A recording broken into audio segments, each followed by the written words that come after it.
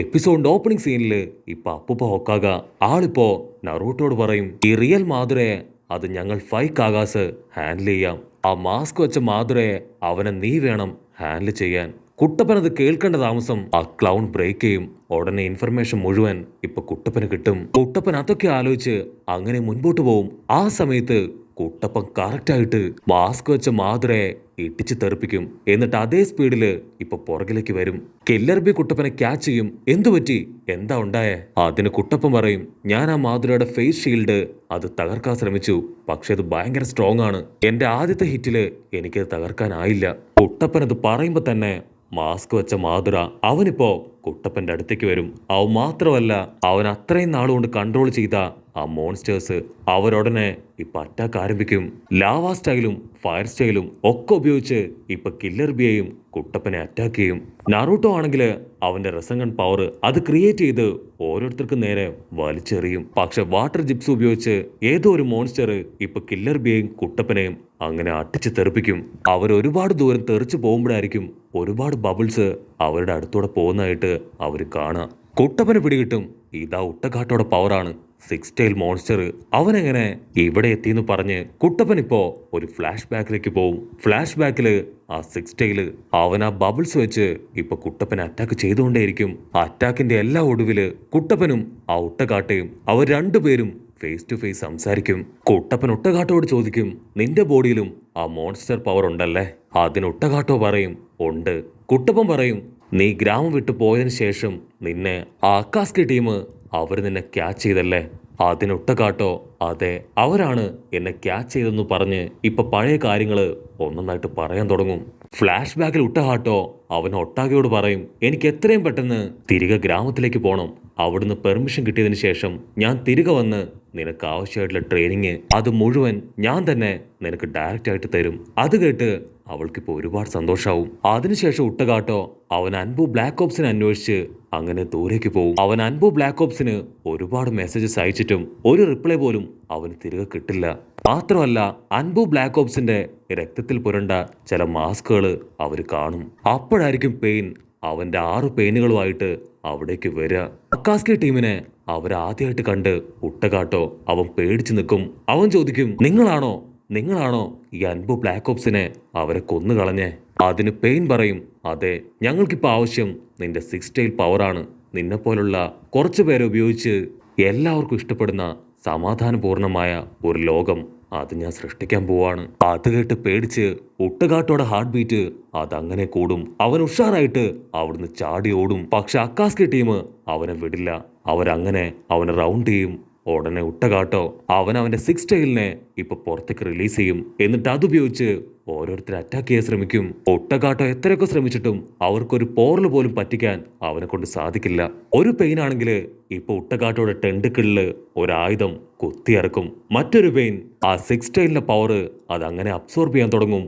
വേറൊരു പെയിൻ അവൻ ഒരു സമരൻ ആനിമലിനെ തന്നെ ഇപ്പൊ ക്രിയേറ്റ് ചെയ്യും. ആ ആനിമൽ ആണെങ്കിൽ ഉട്ടകാട്ടോയും 6 ടൈലിനെയും അവർ രണ്ടുപേരെയും അങ്ങനെ അബ്സോർബ് ചെയ്തെടുക്കും. പക്ഷെ അവസാന നിമിഷം ഉട്ടകാട്ടോ അവന്റെ ലാവ പവർ ഉപയോഗിച്ച് ഇപ്പൊ ആ ഒരു ആനിമലിനെ അതിനെ കരിച്ചു കളയും. പിന്നീട് താഴേക്ക് ചാടി വന്ന് 2 പെയിനുകളെ അങ്ങനെ ഇട്ടിച്ച് തെറിപ്പിക്കും. അപ്പൊ മെയിൻ പെയിൻ അവനാണെങ്കിൽ യൂണിവേഴ്സൽ പുള്ളുപയോഗിച്ച് ഒട്ടകാട്ടോയെ അങ്ങനെ തൂക്കിയെടുത്ത് ദൂരേക്ക് വലിച്ചെറിയും. മരങ്ങളിലൂടെ വളരെ ശക്തിയായിട്ട് അവൻ എടുത്തെറിയപ്പെട്ട് ദൂരേക്ക് പോവും. അതിനുശേഷം വലിയൊരു എക്സ്പ്ലോഷർ ഉപയോഗിച്ച് അങ്ങനെ ഉട്ടകാട്ടോയെ മുഴുവനായിട്ടും തകർക്കും. ഒരുപാട് അടികിട്ടി അവൻ മരിക്കുന്നതിന് തൊട്ടു മുൻപ് ഒരു ബബിള് ഒരു മെസ്സേജായി അവന്റെ ചുന്ദരിക്ക് അവസാനമായിട്ട് അയക്കും. അവിടുന്ന് അങ്ങനെ ബ്ലാക്ക് ഔട്ട് ചെയ്ത ഇവിടെ ചുന്ദരി ഹൊട്ടാഗോ അവളാണെങ്കിൽ ഒരുപാട് ആഗ്രഹിച്ച് സ്വപ്നമൊക്കെ കണ്ട് ഉട്ടകാട്ടോയ്ക്ക് വേണ്ടി വെയിറ്റിംഗ് ആണ്. അപ്പൊ ആ ഒരു ബബിള് അതങ്ങനെ പറന്ന് അവളുടെ അടുത്തേക്ക് വരും. ഉട്ടകാട്ടോ ആണെങ്കിൽ അവസാനമായി ഹൊട്ടാഗ അവള് ഹാപ്പി ആയിട്ടിരിക്കുന്നത് കണ്ട് അങ്ങനെ മരിച്ചു പോവാണ്. അവിടുന്ന് അങ്ങനെ കട്ട് ചെയ്ത ഇപ്പൊ നടന്ന കഥയെല്ലാം തന്നെ ഉട്ടകാട്ടോ കുട്ടപ്പനോട് പറയും. നറൂട്ടോ ചോദിക്കും, നീ എന്തിനാ തനിച്ച് ആ കാട്ടിലേക്ക് പോയേ?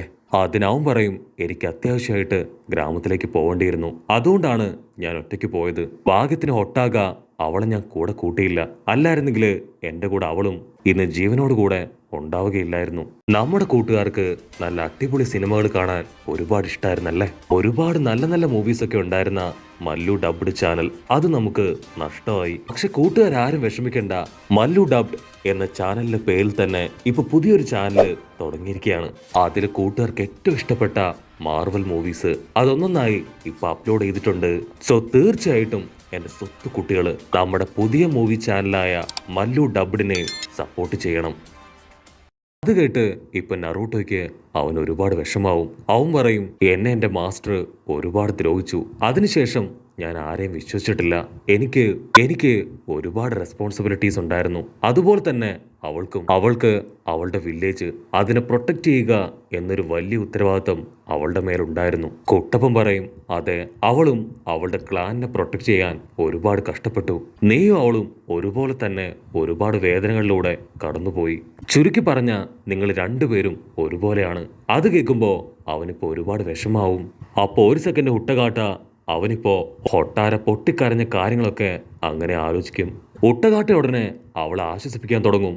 ഉട്ടകാട്ട അവളോട് പറയും, ഇന്നു മുതൽ നീ എന്റെ ശിഷ്യയാണ്, നിന്നോടൊപ്പം ഞാൻ എപ്പോഴും ഉണ്ടാവുമെന്ന് പറഞ്ഞ് അവളുടെ കൈ പിടിച്ച് അവിടുന്ന് കൂട്ടിക്കൊണ്ടുപോകാൻ ശ്രമിക്കും. പക്ഷെ അപ്പോഴേക്കും അവൾക്ക് അവളുടെ ബോഡിയിൽ ഇപ്പൊ ഒരുപാട് പെയിൻ അനുഭവപ്പെടാൻ ആരംഭിക്കും.